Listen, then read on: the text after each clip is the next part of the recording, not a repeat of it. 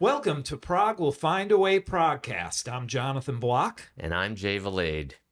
Today we're going to talk about the Decemberists, who are a Prog adjacent, if not outright Prog sometimes, band. Big Ten. Prog's a Big Ten now. Big Tent.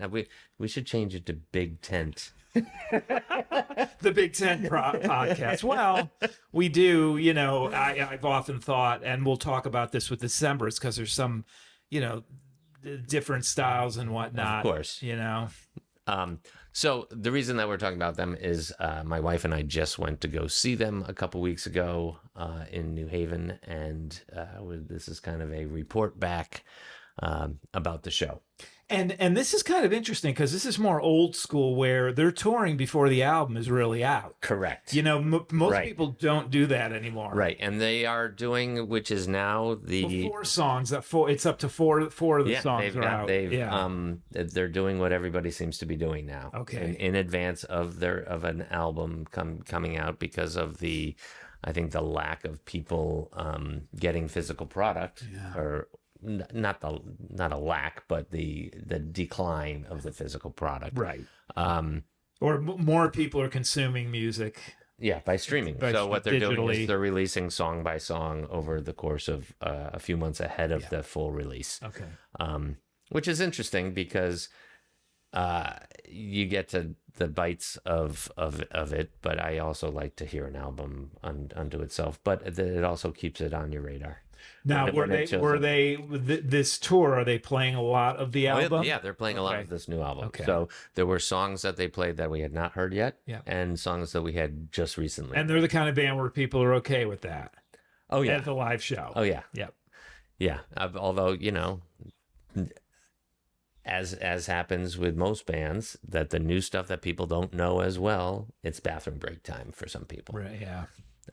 So when the lead singer, be it Colin Malloy or whoever it might be, says, here's a new one that you haven't heard yet, invariably people get up to go to the bathroom. Versus me is the opposite. It's like, I want to hear the new songs because I haven't heard anything before. It hasn't changed. It's never changed. Nope. Just a quick aside. When I saw Genesis in 82 or 83, it was the Three Sides Live tour. Yeah. And they played Supper's Ready.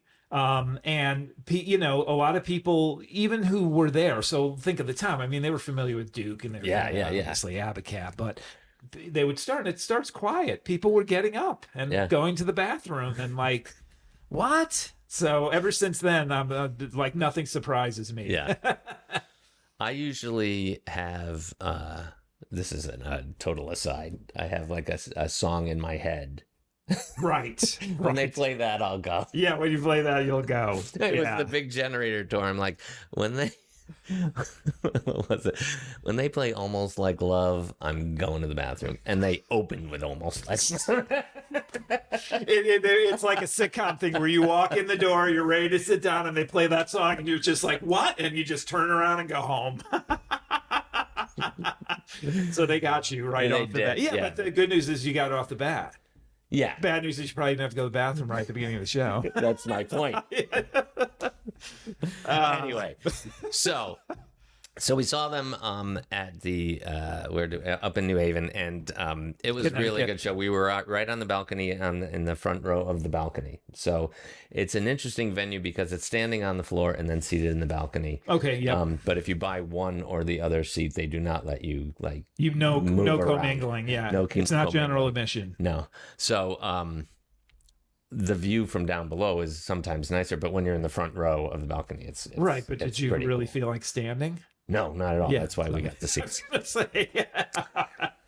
So good. You have a good, nice overview. So they had this really cool set, the stage set, which was fun to watch from the distance. They had the 5 regular members of the band, and then they were supplemented by 2 more people, a woman singer and a male kind of multi-instrumentalist who added horns or extra drums or whatever needed to be done. Was it a full crowd? Oh yeah, full crowd. Yeah, it was pretty packed. Merch? What kind of merch? Tons of merch. Did you buy any? I didn't buy any merch this time. Why? Price? No. Nothing spoke to you? I had a lot of it because most of these places have a lot of vinyl and this and that and the other thing. And I was like, well, I've already got a lot of the pieces that they have here from a music standpoint. And then as far as the t-shirts, I mean, I got this t-shirt a million years ago. Right. But, and you're not a hat guy. Right. So. I'm not Saturday. I don't know if they have Decemberists hats or beanies. I don't need like 15 different baseball caps. Right, yes. So you only need one, and it's got the Roger D. Nance logo on it, right? That's all you need. Right, John Anderson, Elias of Sunday one. If they had the new vinyl there, I would have bought it. Right. But they didn't. So so they're really holding the release. They are really holding the release back. That makes sense. So but it was really a neat show. They started out with these like lights in the center of the stage that they came and they did almost like an acoustic set. Okay. Everybody there singing and playing some mellow songs, new songs, old songs, and then the lights got taken away and then they just became the full band. Now, the reason that we're talking about them as a prog thing, most of their stuff as they're playing their set list, which ran the gamut of their catalog, but also included a lot of new songs, is not really 100% prog. Of course not. Right? No. But they did play Crane Wife, which is proggy, and then they played Severed, which is kind of one of their heavier songs. Right. But it became this kind of extended, really psychedelic sort of proggy piece. Right. I mean, which was cool. Yeah, right? but and then they're back into some of their regular stuff. So right. I mean, they are a roller coaster ride when you see them. Right. You listen to them and, you can hear, depending over the years, you hear Fairport Convention or Steel Eye Span, and then you hear some XTC, and then you hear a little bit of the Jam, and then you hear, it's like a lot of different things. Some of their albums are like, and it's funny because we were talking before, and we were just talking about people coming to concert dates and stuff, and you were saying, Billy Bragg's coming here. And I was like, that's fun. And I didn't say anything, but I'm like thinking in my head, that's funny you said that, because when I was going through preparing for this episode and listening to some of the Decemberist stuff, there's a point where I don't know if it's King is Dead or where the style changes. Yeah, it does. And I'm thinking to myself, I'm like, well, they kind of got a little Billy Bragg in them now. That's just what it seemed to me. You know, they got a little kind of snarl, 90s snarl too. It was almost like that. But to me, they're, again, Prog Big Ten or whatever. I mean, I also think of Prog's like a big highway and there's all these side roads, right? Yeah. But it's a state of mind or just a way of doing music, right? Absolutely. It's not just it's this band, solo. Right? It's not. It has to be 5/4 and it's got to be this and it's got to be that. It's more from even the musician standpoint. Like, I want to do what I want to do, but I'm like actively trying to expand or break barriers or just you do something that is following the muse and not following whatever it is. And sometimes it succeeds and other times it isn't, but to me it's an approach. It's a way of approaching. It's a philosophy, and it's different in every, like, if you're really into jazz, it's like, okay, well, there are parts, all of jazz is improvisational in nature, but there's some more classical elements, but then there's like real free parts of it that people even who like one thing, but it's more of an approach. It's a state of mind. It's like, how am I as a musician or as a listener? Well, what do I want?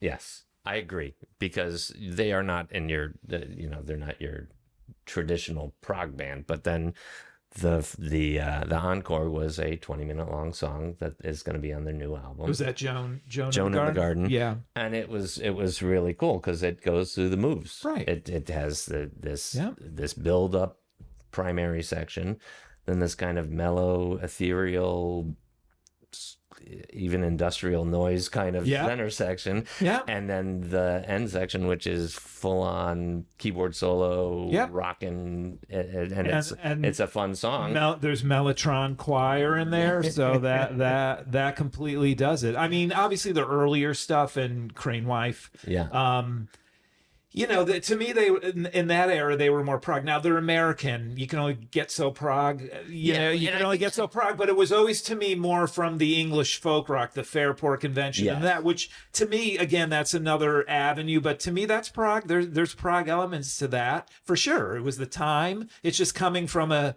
very English place. It's true, because they and being a Yes fan, I can't really speak as much to this because the lyrics lyrically it's miles apart, right? But Colin Meloy is a great storyteller in his music, right, and his lyric.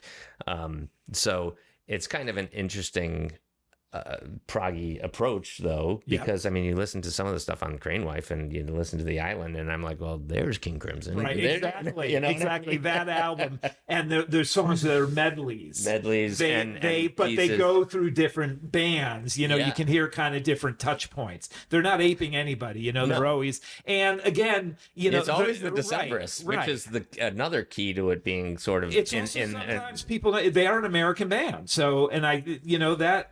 There's an Americana element to their music always from the beginning. Even though I always felt those kind of English folk touch points, and as they've gone again, I know a lot of people call King is Dead as like the demarcation where they but they, to me, as they went on, even though there's elements in each album of something else, to me there's a strong Americana.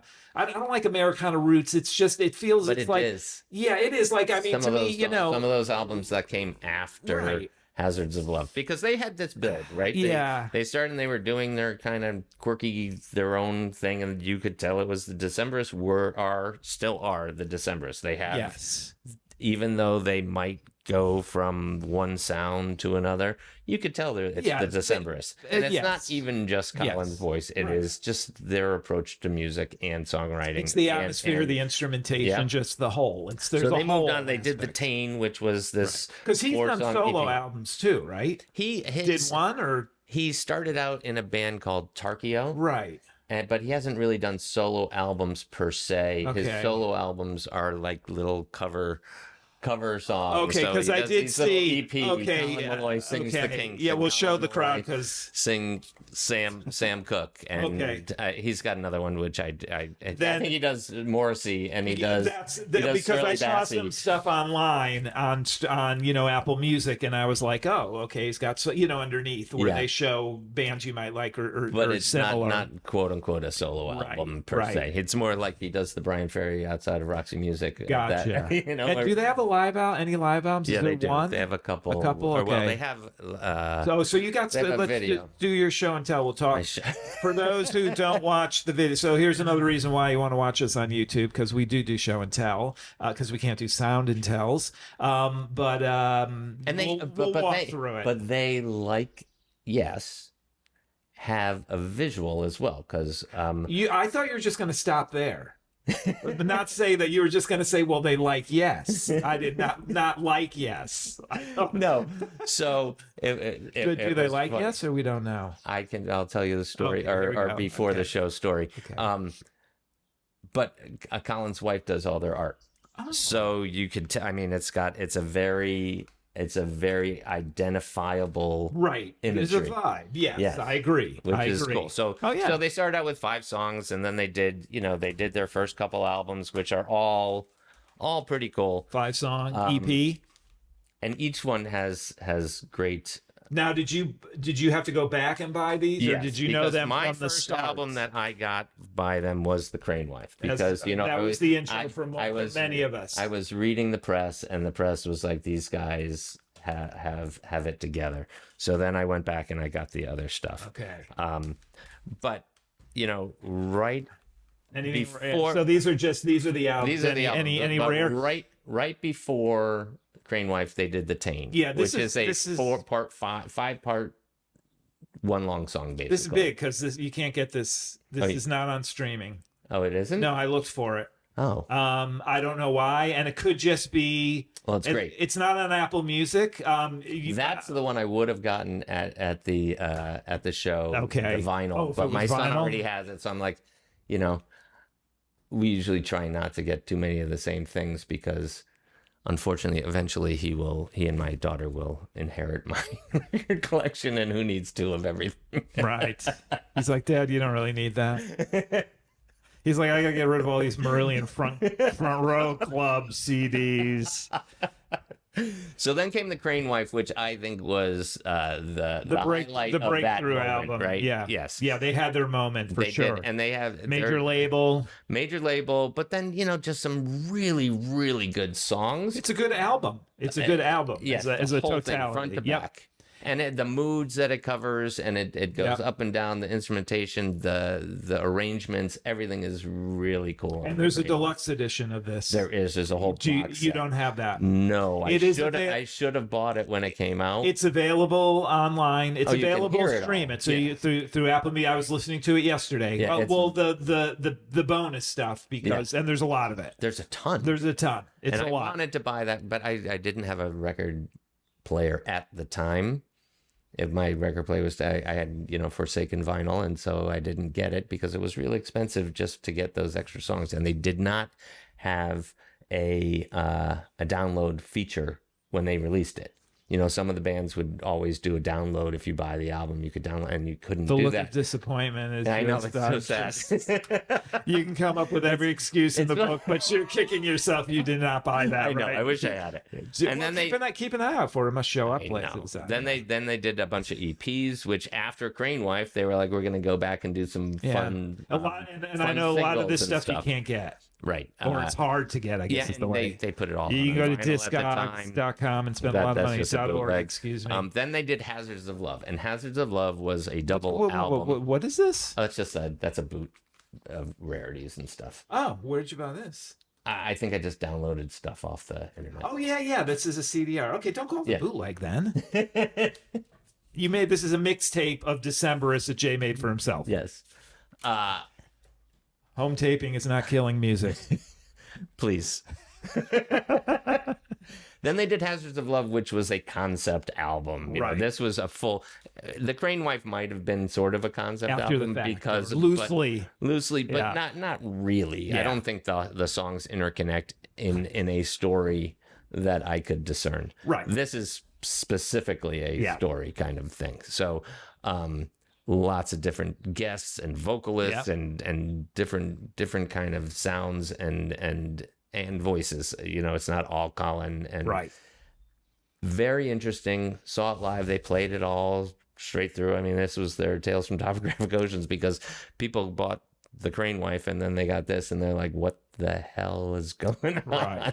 Right. So after Hazards, which was kind of their Prog, their most conceptually proggy, but not necessarily musically proggy. Yes. Then they went and they came back to the Americana of The King is Dead. King is Dead. There they are on the back cover with their banjos and And so then they released the outtakes album along with The King. After that, live album. And live they're really fun. I've seen them a number of times, and each time is a good time. So what is this live? This is live. Official? This is, their official live album? What is it called? We All Raise Our Voices to the Air. Okay.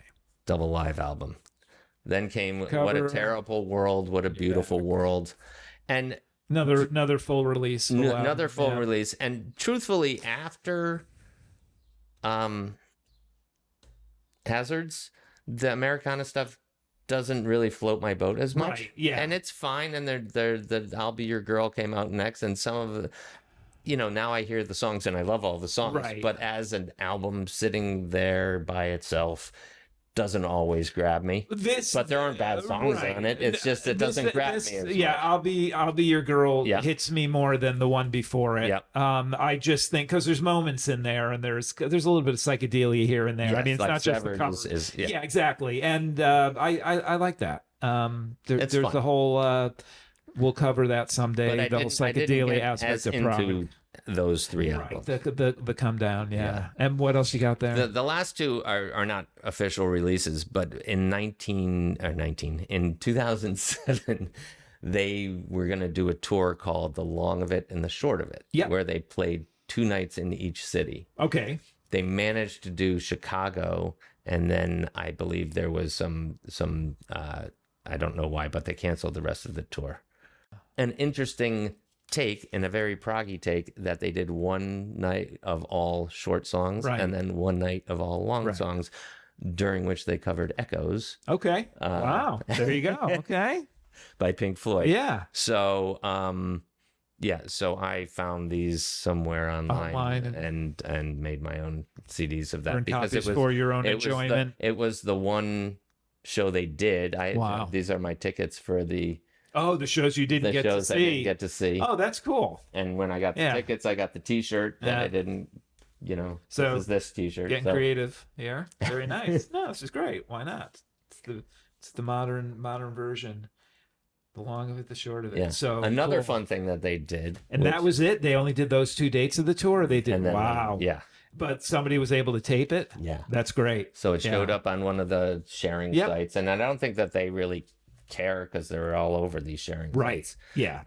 So my dilemma right now is, I've bought everything that they've done along the Can't stop now. Well, do I just get the vinyl or do I get the CD?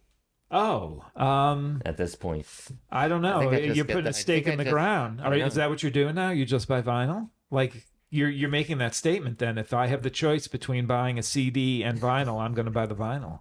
Are you ready to make that commitment? I don't know if I am. The vinyl's like $35. The CD's like $12. Well, that's the thing. I don't know. But then what's going to happen? See, are we going to live long enough where we see it flip again? Right. Where the CDs are the... Nobody bought those CDs. Nobody bought those CDs, and now they're really rare. They're like the first Tori Amos out. Tori at Why Can't Tori Sing? That everybody used to spend gazillions of dollars for. So another fun show that I saw with my son is they did a lottery show.